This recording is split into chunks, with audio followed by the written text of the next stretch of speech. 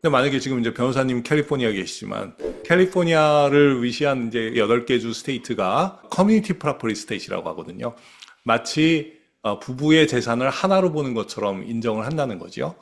그럴 때 만약에 남편분이 돌아가시면은 살아남은 사모님의 그 지분 가치도 같이 스텝업이 됩니다. 그 오. 무슨 얘기냐면 한 분만 돌아가시면은 두 분의 그 갖고 있는 지분 가치가 다 같이 스텝업이 됩니다.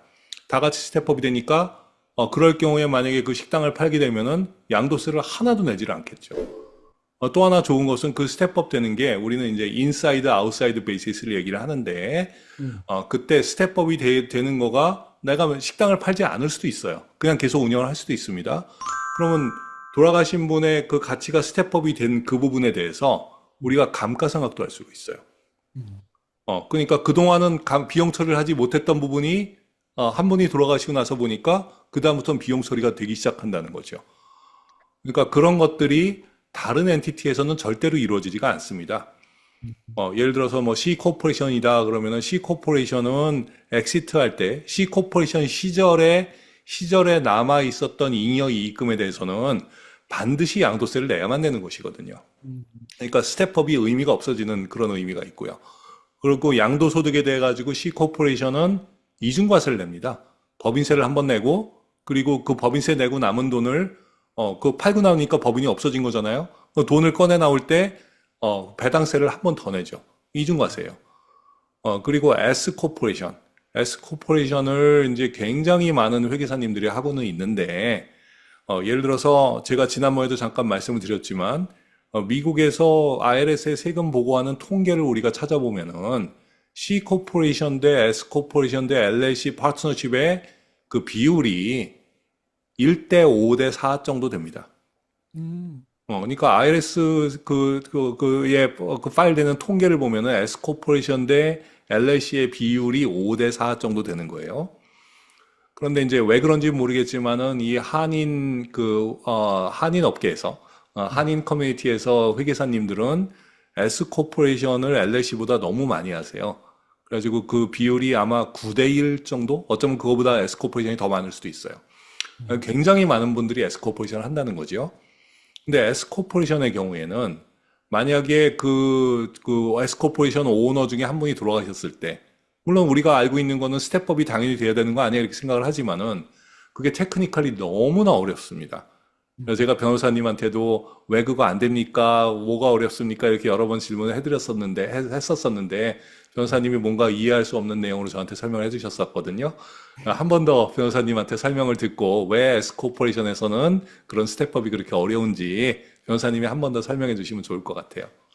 S코퍼레이션으로 가지고 계셨다가 안에 있는 지분에 대해서는 스텝업이 되는데 그 자산, 그러니까 예를 들어서 부동산이 스텝업이 되지가 않거든요. 근데 많은 분들께서 모든 게 다 스텝업이 된다라고 생각을 하시고 그렇게 넣어 놓으시는 경우가 많아요. 그리고 저희가 또 중요한 건 뭐냐면은 S코퍼레이션으로 하고 액티브한 비즈니스하고 부동산을 다 같이 넣어 계시는 경우도 있거든요. 이렇게 한다고 하면은 소송이 되었을 때 결국 부동산에 생긴 문제로 인해서 S코퍼레이션이 타격을 받을 수가 있고 반대로 S코퍼레이션에 생긴 문제로 인해서 부동산이 타격을 받을 수 있으니 저희는 가장 아이디어하게 생각하는 건 뭐냐면은 비즈니스는 비즈니스대로 따로 두시고 부동산은 부동산대로 S코퍼레이션으로 죄송합니다. LS로 따로 두시라고 항상 말씀을 드리는 거죠. 음. 음. 이렇게 되셨을 때 그 비즈니스조차도 방법을 여러 가지를 찾으실 수가 있는데 이거를 한 군데 다 뭉쳐버리면은 결국 이 안에서 도미노 현상이 일어날 수밖에 없다라는 거죠. 네네. 음. 그래서 지금 회계사님하고 계속 그 말씀을 왜 우리는 S코퍼레이션에서 벗어날 수 없는가? 그 어떻게 하게 되면 고객분들을 세금 줄이면서 벗어나게 해드릴 수 있을까를 많이 얘기를 합니다. 특히나 이제 그 미국 내에서도 사실은 지금 이제 요즘 AI가 많잖아요. AI한테 현대 엔티티 중에서 가장 유리한 게 세법상 유리한 게 뭐냐 그러면은 주저하지 않고 LLC 파트너십이라고 얘기를 하거든요. 음. 사실은. 근데 굉장히 많은 경우에 이 LLC 파트너십을 하지 않고 S 코퍼레이션이나 C 코퍼레이션 하는 경우도 많이 있습니다. 음. 미국 내에서도 이제 그런데 사실은 이제 미국 내에 그 통계하고는 좀 다른 그 한인 커뮤니티는 약간 다르죠. 예를 들어서 한국에서 한국에서 미국에다가 투자를 했을 때 그 한국의 투자자분이 언젠가 미국의 영주권을 받아가지고 미국의 거주민이 될 것이냐 안 될 것이냐 그거에 따라서 세법상으로 차이가 굉장히 많이 나게 돼 있지만 어찌 됐건 그래도 시작은 LLC로 해야 된다고 저는 믿고 있습니다. 언젠가 미국의 거주민이 되고 나면은 미국의 지금 LLC의 이런 스텝업이라든지 에셋 프로텍션이라든지 어떤 세법상의 유리한 부분이라든지 이런 부분을 모두 다 누릴 수 있는데 단지 이제 한국에서 투자를 할 때 그거를 LLC를 셋업을 해주세요라고 했더니 미국의 회계사님이 내 LLC 만들어 놓고 그거를 C코퍼레이션으로 바꿔버리는 경우가 너무 많다는 거예요. 예, 그렇게 되면은 일단 첫 단추를 잘못 끼웠다는 것 때문에 굉장히 큰 문제가 생길 수가 있는 거죠. 그게 이제 최악의 경우는 그걸 또 S코퍼레이션까지 가는 경우도 있습니다. 부동산인데도 불구하고. 그렇게 되고 나면은 지금 이제 그 첫 단추를 잘못 깨는 게 아니라 그거는 이제 재앙이 되는 거예요. 나중에 그걸 상속을 위해 가지고 미국의 재산을 취득을 했는데 그걸 상속을 할 때 상속세를 반드시 꼭 내야만 되는 그런 엔티티로 바뀌어 버리는 거예요. 그래서 이제 그런 짓은 우리가 절대로 하지 말자. 처음에 투자를 하실 때 반드시 LLC로 시작을 하시고 그 엔티티의 성격은 C코퍼레이션이나 S코퍼레이션이 아닌 파트너십으로 시작을 하자. 그렇게 이제 저희는 항상 말씀을 드립니다. 마지막으로 하나만 여쭤보고 마무리를 좀 하겠습니다. 어려운 네. 질문은 아닐 것 같긴 제가 워낙 몰라서 드리는 질문이라서 단순한 질문인데요. 상속세를 안 받을 수 있는 거는 면제 한도가 있잖아요. 맞습니다. 3천만 불 부부 합산 3천만 불 지금 현재 기준으로는 그러면은 그 면제 한도를 넘어서는 더 큰 돈을 버신 분들을 같은 경우에 그 오버하는 비용에 대한 상속세를 최소화하는 데에 트러스트가 어떤 역할을 할 수 있는 건지 그걸 저는 지금 그게 좀 궁금해지네요, 갑자기. 네. 네네, 정말 좋으신 질문인데요. 저희가 현실적으로 정말 맞닥뜨리고 있는 현상입니다. 아무래도 한인 커뮤니티에서 자산가들이 늘어다 보니까 돌아가시고 나서 자녀들이 세금을 내야 될 상황이 안 되는 상황도 있고, 그리고 많은 경우 어떻게 세금 재원을 마련하느냐라고 얘기를 하시거든요. 첫 번째로는 지금 증여 시대가 도래했듯이 최대한 금액이 작았을 때 이거를 증여를 하시기를 저희가 요청을 드리는 바이고, 그리고 두 번째로는 증여를 하고도 만약에 어떤 부분에서는 이미 증여를 많이 하신 분들이 증여세 면제액을 이미 증여세 면제하고 상속세 면제액은 저희가 통합세액이거든요. 그래서 이미 증여를 통해서 면제액을 많이 쓰신 분들은 더 이상 면제액이 남아있지 않으실 수도 있잖아요. 그런 분들에게는 정말 IDGT가 정말 적합하고요. 왜냐하면 부동산이라든지 이거를 오너 캐리 형식으로 판매를 하기 때문에 엄청나게 많은 증여세 면제를 하지 않고 어느 정도 시드 머니 정도라든지 아니면 정말 디자인을 잘해서 아주 작게끔 증여를 하게끔 만드는 거죠. 그래서 그렇게 적절하게 활용하시고 그럼에도 불구하고 저희는 항상 아일릿은 필수라고 말씀을 드립니다. 왜냐하면 젊으셨을 때 건강을 가지고 보험을 사게 되는데 그 보험을 가지고는 저희가 가족들의 미래를 지켜줄 수가 있는데 프리미엄 하나를 가지고 하신다고 하게 되면 결과적으로 그 프리미엄 때문에 부동산을 매각하지 않아도 되는 상황이 생기시거든요.